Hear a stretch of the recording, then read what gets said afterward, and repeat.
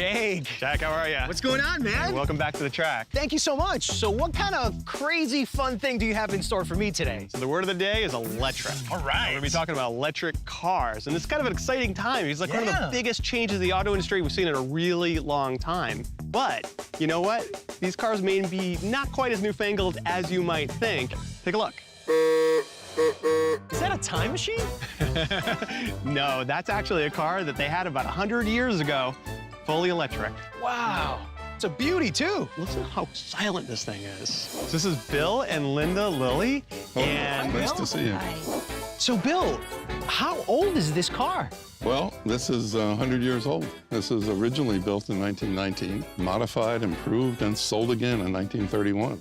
Bill, I didn't hear an engine when you were coming over. Does this car even have an engine? Not really. It has a motor, and it has batteries that power the motor. Batteries? Yes, right here. Here and in the back.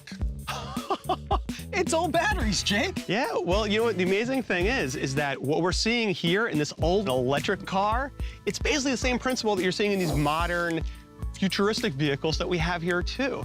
I mean, just like you say, you got batteries and an electric motor. It's very, very simple, and they've been doing it for over 100 years. Absolutely. Let's do it. So how does an electric car drive differently than a regular car? Well, if you're the driver, not really a whole lot different. I mean, it's not going to be like a completely different thing, but actually, in terms of performance, it's very different. Now, what about maintenance costs for a car like this? It's better, it's cheaper, there's less to maintain.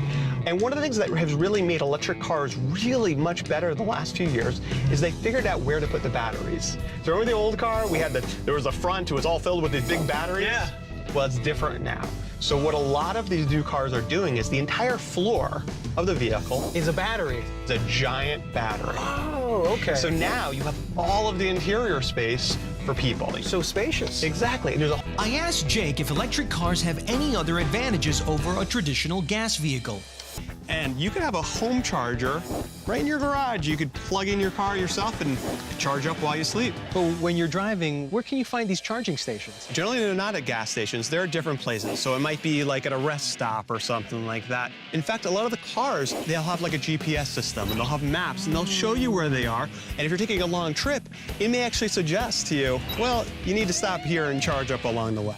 Are there any downsides for consumers? There are. First of all, they still do cost a bit more than gasoline cars.